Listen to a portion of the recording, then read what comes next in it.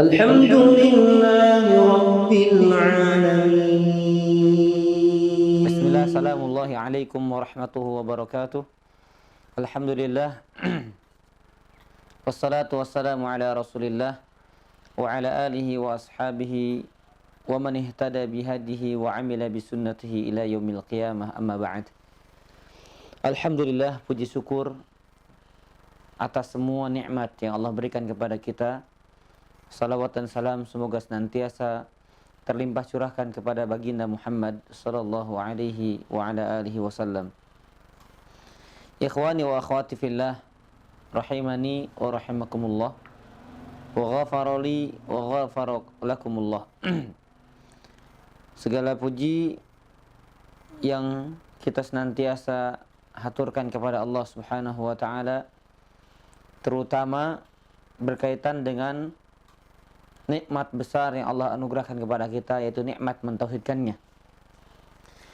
Maka muqaddimah yang saya sampaikan ini berkaitan dengan tema yang akan kita bahas pada malam hari ini, berkaitan dengan pembahasan pembatal-pembatal keislaman. Yang mana tema kajian kita pada hari ini berkaitan dengan mati di atas Islam. Ma'asyiral ikhwah wal akhwat rahimani wa rahimakumullah. Mati. Ketika berbicara mati, maka semua kita menyadari mati adalah sebuah hal yang pasti. Mati adalah sebuah keniscayaan dan kepastian. Dalil-dalil dalam Al-Quran maupun hadis-hadis Nabi SAW sangat banyak. Di antara firman Allah yang kita hafal, dan ini menjadi firman yang cukup populer, ya, cukup dikenal. Allah Subhanahu wa taala mengatakan, kullu nafsin dha'iqatul maut. Setiap jiwa pasti akan merasakan kematian. Entah dia tidak melihat apakah masih muda atau sudah tua, dalam keadaan sehat atau dalam keadaan sakit, dalam keadaan beraktivitas atau dalam keadaan beristirahat, setiap jiwa pasti akan merasakan kematian. Dan kematian ini adalah suatu hal yang banyak manusia lari daripadanya. Sebagaimana Allah Subhanahu wa taala berfirman di dalam surat Al-Jumu'ah. Ya, kata Allah Subhanahu wa taala di ayat yang ke-8, "Qul innal mauta alladzi tafirruna minhu fa innahu mulaqikum." Katakan Muhammad, sesungguhnya kematian yang kalian berlari darinya, fa innahu mulaqikum, sesungguhnya kematian tersebut pasti akan mendapati kalian, pasti akan menjumpai kalian. Allah Subhanahu wa taala mengatakan juga di dalam surat Al-A'raf, ya, kata Allah Subhanahu wa taala di ayat yang ke-34, "Walikulli ummatin ajal." Dan setiap umat itu ada ajalnya, sudah ditentukan ajalnya. Ikhwani wa akhwati fillah rahimani wa rahimakumullah. Kalau kita belajar bahasa Arab, ya, kita akan mengetahui bahwasanya makna ajal itu adalah na'am atau pasti. Misalnya saya bertanya, hal satadhhab ila suq, wahai fulan, apakah engkau akan pergi ke pasar? Maka ketika dia menjawab, dia mengatakan ajal, tentu. Nah, kenapa kematian ini Allah ungkapkan dengan kalimat ajal? Karena kematian adalah sebuah ketentuan, ketetapan yang pasti dirasakan setiap manusia. Makanya Allah mengungkapkan dengan kalimat ajal. Ya, kita pun tidak asing lagi dengan kalimat ini, ajal manusia. Maksudnya apa? Ketentuan. Sesuatu yang pasti, yang tidak diingkari lagi, tidak bisa dipungkiri lagi. Sekalipun ya, mungkin ada orang-orang yang mengingkari hal itu. Namun ini adalah hal yang pasti. Setiap umat ada ajalnya. Apa kata Allah? Fa'idha ja'a ajaluhum. Kalau datang ajal kepada mereka, la yastakhiruna sa'atan wa la yastaqdimun. Maka tidak bisa diakhirkan, diundur. Wa la yastaqdimun, dan tidak bisa diminta dimajukan. Ketika kita berbicara ayat ini, ikhwani wa akhwati fillah rahimani wa rahimakumullah, terkadang kita dalam kondisi taat. dalam kondisi istiqomah dengan amal-amal saleh, dalam kondisi kita beribadah kepada Allah Jalla fi'ulah, maka mungkin saat itu seolah-olah diri kita ini siap menghadapi kematian. Ya, betapa banyak orang yang merasakan kenikmatan ibadah, mungkin saat itu dia berharap, ya Allah seandainya aku mati di saat-saat seperti ini, di saat-saat merasakan lezatnya ketaatan kepada Allah, di saat-saat jauhnya dari kemaksiatan, dia berharap ingin mati dalam keadaan baik. Namun apa kata Allah? La yastaqdimun, tidak bisa minta dimajukan. Begitu pula sebaliknya, ketika kita bergelimang dengan dosa dan kemaksiatan, ketika kita bergelimang dengan segala bentuk kesalahan, kedurhakaan, pembangkangan kita kepada Allah, syariat yang Allah turunkan melalui Nabi Muhammad SAW, apa yang kita katakan? Ya Allah, jangan matikan aku dalam kondisi seperti ini. Ya Allah, jangan matikan aku dalam keadaan su'ul khatimah. Tetapi apa? Kalau memang ajalnya datang saat itu, maka ajalnya akan menjemput dan dia akan mati. Wal'iyadu billah, kalau kita mati dalam keadaan su'ul khatimah. Maka ikhwani wa akhwati fillah rahimani wa rahimakumullah, mati dalam Islam, kematian adalah sebuah kepastian. Nah sekarang pertanyaannya, apakah kita ini akan mati di atas agama Islam atau mati dalam keadaan kafir? Apakah kita mati dalam keadaan baik atau mati dalam keadaan buruk?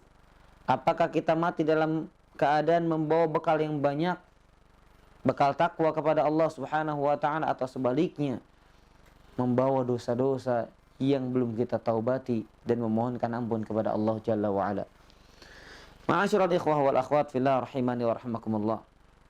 Allah Subhanahu wa taala berfirman, seakan-akan seolah-olah Allah melarang kita ini mati kecuali dalam keadaan Islam. Ya maksudnya di situ maknanya jaga agama Islam sehingga kita diwafatkan di atas Islam tersebut. Ya. Allah Subhanahu wa taala mengatakan di dalam surat Ali Imran, kata Allah, Ya ayyuhalladzina amanu taqullaha haqqa tuqatih. Wahai orang-orang yang beriman, bertakwalah kepada Allah Subhanahu wa taala dengan takwa yang sesungguhnya. Ya, di ayat yang ke-102. Lihat di penghujung ayat ini. Wala tamutunna illa wa antum muslimun. Janganlah kalian mati kecuali dalam keadaan Islam. Inilah tema kita, mati dalam Islam. Berarti ini adalah hal yang diperintahkan Allah Subhanahu wa taala. Jangan kamu mati, sekali-kali jangan, kecuali dalam keadaan Islam. Tunduk berserah diri kepada Allah Jalla wa ala. Maka secara umum orang yang mati dalam keadaan Islam, maka dia mati dalam keadaan kebaikan. Kenapa? Karena orang mati dalam keadaan buruk namun dia masih membawa Islam, pasti dia akan ada datang kesempatan kepadanya masuk ke dalam surga. Walaupun na'udzubillah, dia melalui azab kubur, dia melalui hisab yang berat, mungkin dia tenggelam juga dalam keringat, mungkin juga dia tersiksa di atas sirat, mungkin juga dia dimasukkan ke dalam neraka terlebih dahulu. Namun kalau kita atau kalau seseorang mati dalam keadaan membawa Islam, tidak membawa dosa syirik, tidak membawa dosa pembatal keislaman, maka suatu saat dia akan masuk ke dalam surga Allah Jalla wa ala. Maka seburuk apapun orang yang mati dalam Islam, maka dia akan masuk ke dalam surga Allah Jalla wa ala. Maka lebih rincinya, ketika Imam Ahmad mendengar ada seorang berdoa kepada Allah, Allahumma amitna alal Islam, ya Allah wafatkan aku dalam Islam, maka Imam Ahmad mengatakan wa ala sunnah, tambahkan wahai fulan, amitna alal Islam wa ala sunnah, ya Allah matikan aku di atas Islam dan di atas sunnah. Maka kebahagiaan orang yang mati di atas Islam dan dia mati di atas sunnah Nabi SAW dengan pemahaman yang tidak menyimpang, dengan pemahaman yang lurus, dengan pemahaman yang telah dibawa oleh Rasulullah SAW dan para sahabatnya radhiyallahu anhu ajma'in. Dan lebih spesifik lagi, lebih rinci lagi adalah orang mati dalam keadaan Islam di atas sunnah Nabi SAW, dan mati dalam keadaan menjalankan ketaatan, husnul khotimah. Dan ini adalah anugerah terbesar yang semua kita mudah-mudahan Allah Subhanahu wa taala anugerahkan karunia tersebut. Rasulullah SAW mengatakan dalam hadis yang sahih dalam riwayat Ahmad, ya, di dalam riwayat Ahmad, beliau pernah mengatakan, "Idza aradallahu azza wa jalla bi 'abdin khaira, asalah." Apabila Allah Subhanahu wa taala menghendaki kebaikan kepada seorang hamba, maka Allah akan berikan bekal kepadanya. Asalah. Qila, maka ada yang berkata kepada Rasul sallallahu alaihi wasallam, "Wa ma asalah ya Rasulullah?" Apa bekal yang diberikan Allah Subhanahu wa taala? Seperti apa bekal yang diberikan Allah Subhanahu wa taala kepada hamba yang diinginkan kebaikan oleh Allah ini? Maka Rasul sallallahu alaihi wasallam mengatakan, "Yaftahullahu azza wa jalla lahu 'amalan salihah qabla mauti." Allah akan bukakan kesempatan untuknya amal saleh qabla mauti, sebelum dia mati. Tsumma yaqbiduhu alaih, kemudian ketika dia dalam keadaan melakukan amal soleh atas karunia Allah ini, Allah Subhanahu wa taala cabut nyawanya. Masya Allah, ini pemandangan yang sangat indah. Allah Subhanahu wa taala berikan, bukakan, mungkin dia bergelimang dengan kemaksiatan. Di ujung atau di akhir kehidupannya dia bertobat kepada Allah. Dalam keadaan bertobat, karena Allah Subhanahu wa taala menginginkan kebaikan kepada hamba tersebut, maka Allah kemudian cabut nyawa orang tersebut dalam keadaan bertaubat kepada Allah Subhanahu wa taala. Mungkin orang banyak dosa, banyak kesalahan, ketika dia melakukan salat ikhlas lillahi taala, Allah Subhanahu wa taala cabut nyawanya dalam keadaan salat. Allah cabut nyawanya dalam keadaan membaca Al-Qur'an. Allah cabut nyawanya dalam keadaan mencari nafkah, benar-benar ikhlas lillahi taala menjalankan perintah dari Allah dan Rasulnya sallallahu alaihi wasallam. Maka semua kita berharap agar kita mati dalam keadaan Islam, di atas sunnah Nabi Shallallahu Alaihi Wasallam, dan dalam keadaan taat kepada Allah Subhanahu Wa Taala. Karena bisa jadi orang Islam tapi mati dalam keadaan membawa kebidahan. Ada orang Islam kemudian dia menjalankan atau di atas sunnah Nabi Shallallahu Alaihi Wasallam, di atas akidah yang benar, tapi mati dalam keadaan kemaksiatan. Ini semuanya mungkin. Maka yang kita harapkan semuanya kita dapatkan itu. Mati dalam keadaan Islam, mati di atas sunnah Nabi Shallallahu Alaihi Wasallam, dan mati dalam keadaan beramal soleh. Karena ini tanda kebaikan, ya. Tanda kebaikan adalah orang mati dalam keadaan ketaatan. Tanda. Walaupun kita tidak bisa memastikan ketika ada orang yang mati dalam keadaan baca Al-Quran, mati dalam keadaan dia sholat, kita tidak bisa pastikan ini pasti surga, tidak bisa. Ya, tetapi ini menjadi sebuah tanda kebaikan.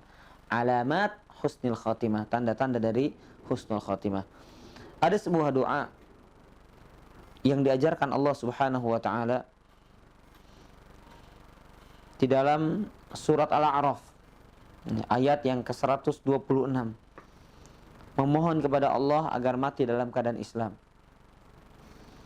Ya.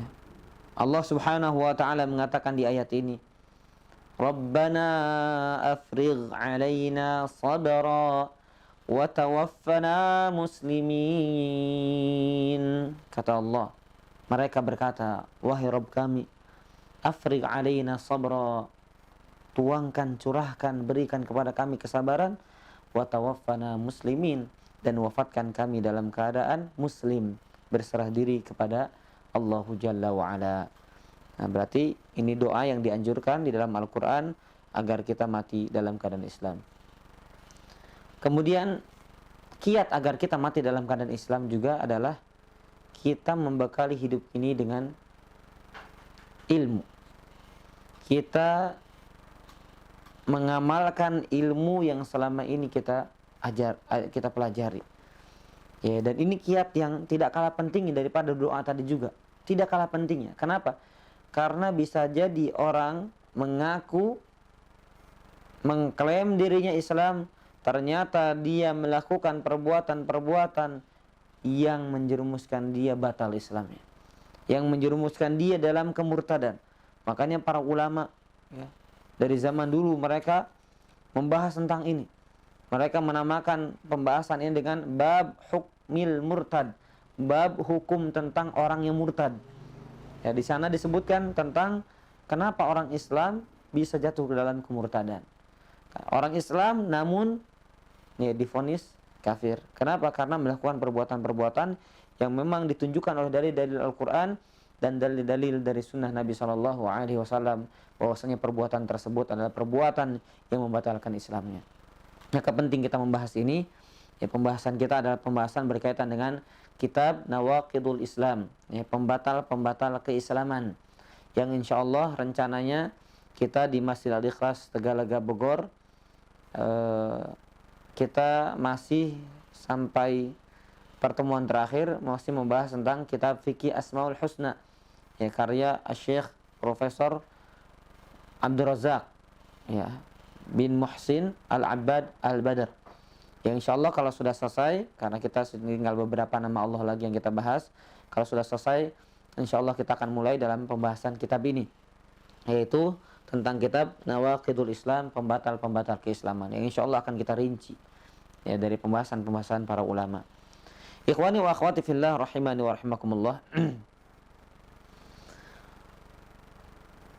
Nawaqidul Islam, ya, nawaqid ini dalam bahasa Arab jamak dari naqid, naqidun, yang artinya pembatal. Sebagaimana firman Allah dalam surat An-Nahl ayat yang ke-91. Allah mengatakan wala tanqudul aiman, jangan kalian batalkan janji-janji kalian ba'da tauqidiha, setelah diikrarkan, setelah ditetapkan. Nah, di sini ada kalimat, lihat, wala tanqudu, jangan kalian batalkan. Nawaqid, la tanqud. Nah, maka kita katakan la tanqud islamakum, jangan kalian batalkan Islam kalian.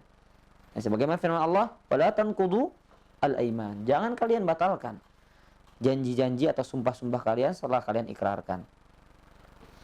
Kemudian juga firman Allah Subhanahu wa taala dalam surat An-Nahl ayat yang ke-92. Wala takunu kallati naqadat ghazlaha min ba'di quwwatin ankatha, janganlah kalian seperti wanita yang membiarkan tali yang sudah dipintal dengan kuat dibiarkan tercerai-berai. Lihat kalimatnya, naqadat, membatalkan. Jadi dibiarkan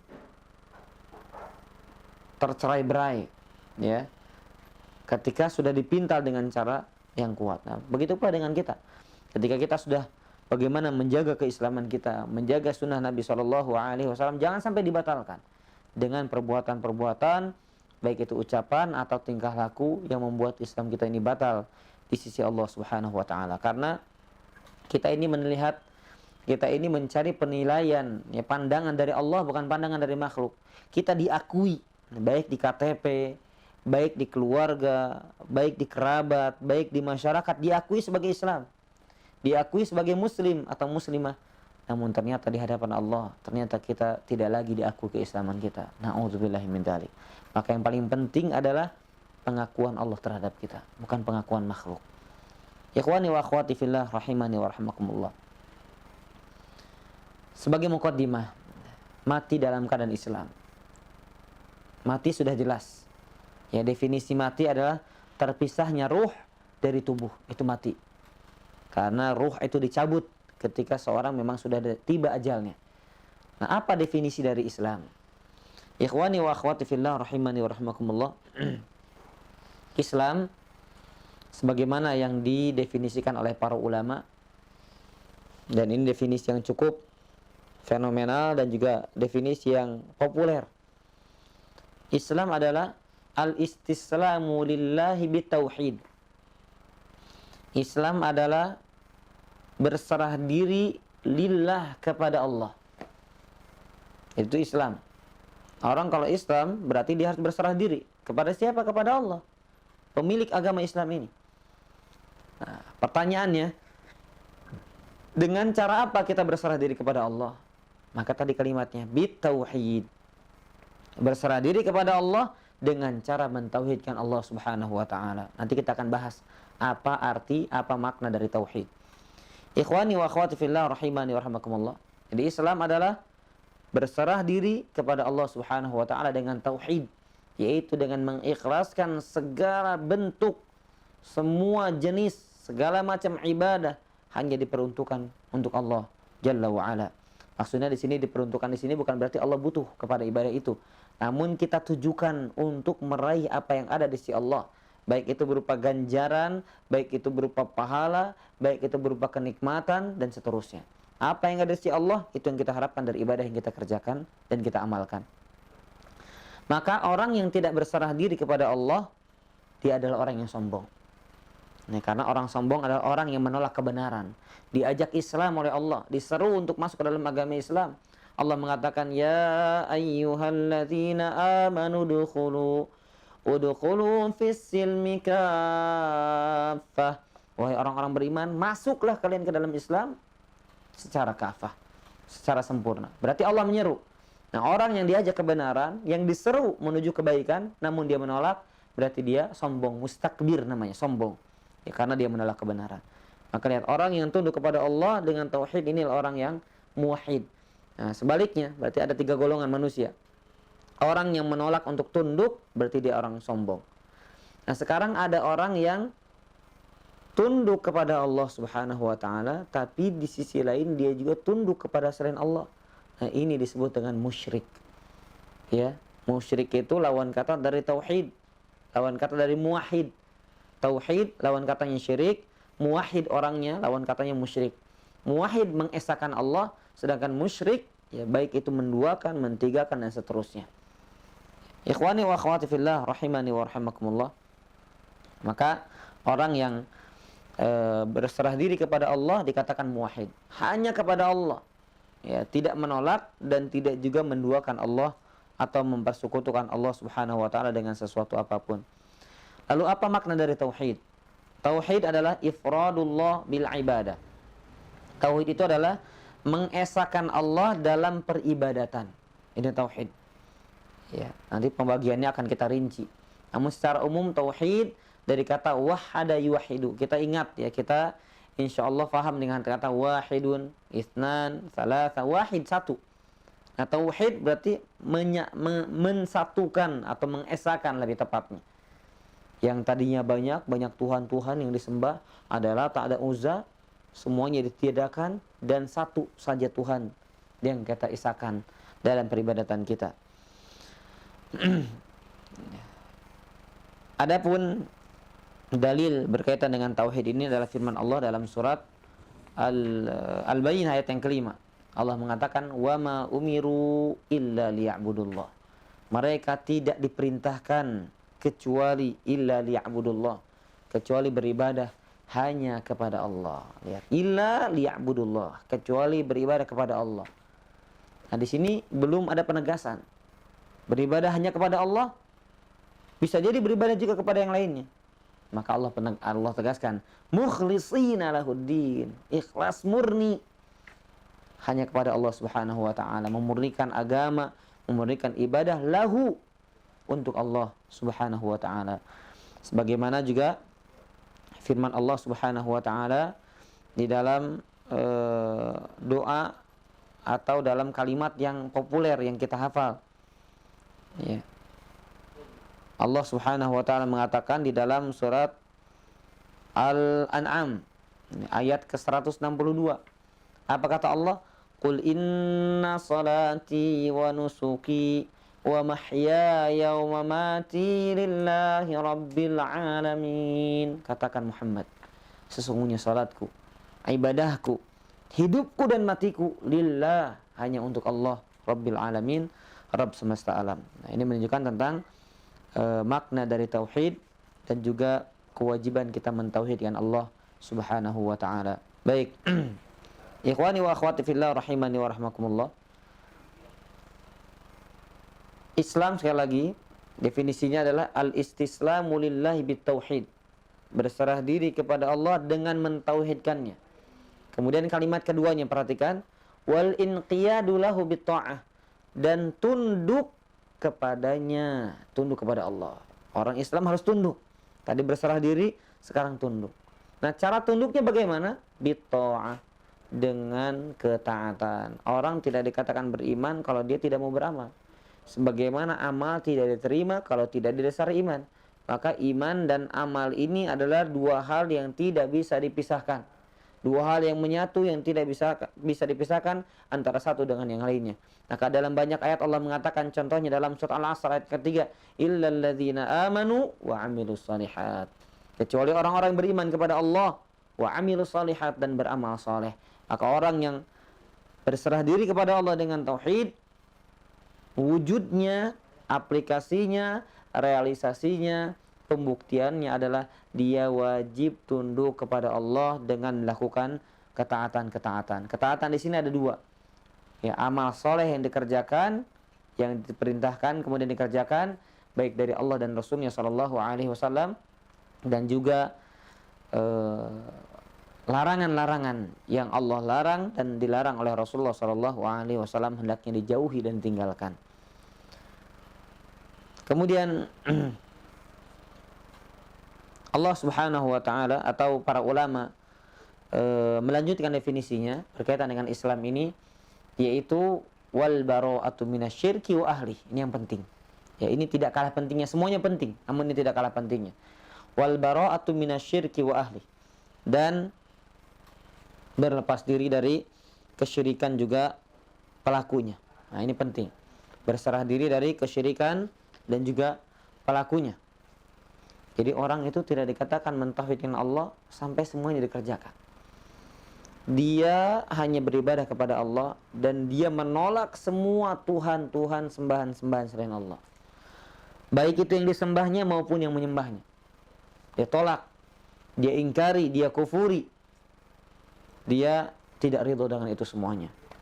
Sebagaimana ajaran yang telah dibawa oleh Nabi Ibrahim alaihissalam. Kalimatnya sangat jelas dalam ayat ini. Dalam surat Al-Mumtahanah ayat yang keempat, Allah Subhanahu wa taala mengatakan, qad kanat lakum uswatun hasanatun fi Ibrahim walladzina ma'ah. Sungguh telah ada untuk kalian, kata Allah, berarti berlaku ini suri tauladan dari diri Ibrahim alaihissalam dan orang-orang beriman bersama beliau. Ini menjadi tauladan bagi siapa? Bagi kalian semuanya. Sungguh telah ada untuk kalian uswatun hasanah, suri tauladan, ajaran yang baik. Pada siapa? Pada diri Ibrahim dan orang-orang bersamanya. Apa ajarannya? Nah, ini definisi Islam. Yang ketiga adalah menolak dari kesyirikan dan pelakunya. Insyaallah agar lebih jelas dan agar lebih terpaparkan apa yang kita akan sampaikan, insyaallah kita akan lanjutkan pembahasan kita ba'da Isya, karena waktu adzan Isya telah tiba di Bogor. Wallahu a'lam bishawab. Wa sallallahu ala nabiyina Muhammad wa ala alihi wa sahbihi wasallam. Assalamualaikum warahmatullahi wabarakatuh.